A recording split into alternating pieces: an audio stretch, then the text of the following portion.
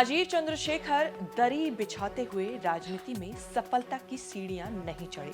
शानदार academic record और successful businessman बनने के बाद राजनीति में आए। केरल के होने से राजीव चंद्रशेखर का वेलकम करने में बीजेपी ने कुछ ज्यादा ही जोश दिखाया। मोदी सरकार 2 में राजीव चंद्रशेखर पावरफुल मंत्री रहे। 2024 के लोकसभा चुनाव में शशि थरूर को हराने के लिए बीजेपी ने तिरुवनंतपुरम सीट से राजीव चंद्रशेखर को लड़ाया, लेकिन चुनावी राजनीति में थरूर राजीव पर भारी पड़े। शशि थरूर चौथी बार संसद पहुंचे। चुनाव हारने के बाद राजीव चंद्रशेखर बीजेपी में जरा साइडलाइन हो गए। राजीव चंद्रशेखर भी बीजेपी की लाइन लेंथ को फॉलो करते हैं, लेकिन केरल में उनका Malayalam news channel Asianet news क्रांतिकारी हुआ तो बड़ा हंगामा मच गया। पीएम मोदी और प्रयागराज के महाकुंभ को लेकर एशियानेट ने ऐसी रिपोर्ट दिखा दी कि राजीव चंद्रशेखर को सफाई और चैनल मैनेजमेंट को धर्म, आस्था, हिंदुत्व पर नसीहत देनी पड़ी। सारा हंगामा 1 मार्च को शुरू हुआ, जो कि एशियानेट के कवर स्टोरी शो में महाकुंभ को लेकर दिखाई गई रिपोर्ट से जुड़ा था। शो में कुंभ में डुबकी लगाने वाले केरल के लोगों पर निशाना साधा। कहा गया कि केरल में 100% साक्षरता के बावजूद कुंभ मेला स्नान और बीजेपी को खुश करना कई लोगों का पसंदीदा विषय बन गया है। पीएम मोदी के गंगा स्नान का अच्छा विज्ञापन, अच्छा व्यवसाय और अच्छा पीआर हुआ, जिससे कुंभ मेला केरल में भी लोकप्रिय हो गया। रिपोर्ट का भाव ये था कि सीपीएम के शासन के बाद भी केरल के लोगों में कुंभ हिंदू रीति रिवाज को लेकर श्रद्धा बढ़ रही है।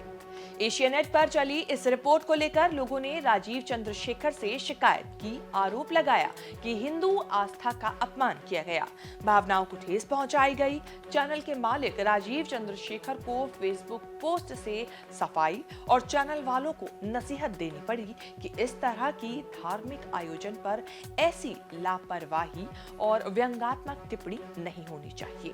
हर हिंदू के लिए आस्था महत्वपूर्ण है और इसका सम्मान किया जाना चाहिए। केरल समेत पूरे देश के करोड़ों हिंदू चाहते हैं कि उनकी धार्मिक भावनाओं का सम्मान किया जाए। मेरा परिवार भी महाकुंभ मेले में भाग लेने वाले करोड़ों श्रद्धालुओं में से एक था।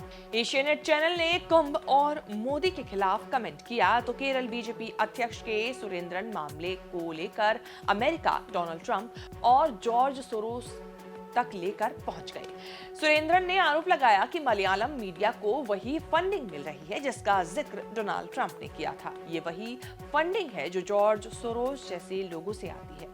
मक्का में हज करने जाने वाले हाजियों की गिनती नहीं होती, लेकिन कुंभ में स्नान करने वाले लोगों की संख्या पर सवाल उठाए जाते हैं। ये सब अर्बन नक्सल जिहादी फंडिंग का नतीजा है। एशियानेट न्यूज चैनल मलयालम और केरल के सबसे पुराने और बड़े मीडिया ऑर्गेनाइजेशन में से एक है। 2006 में राजीव चंद्रशेखर एशियानेट के मालिक बन गए थे।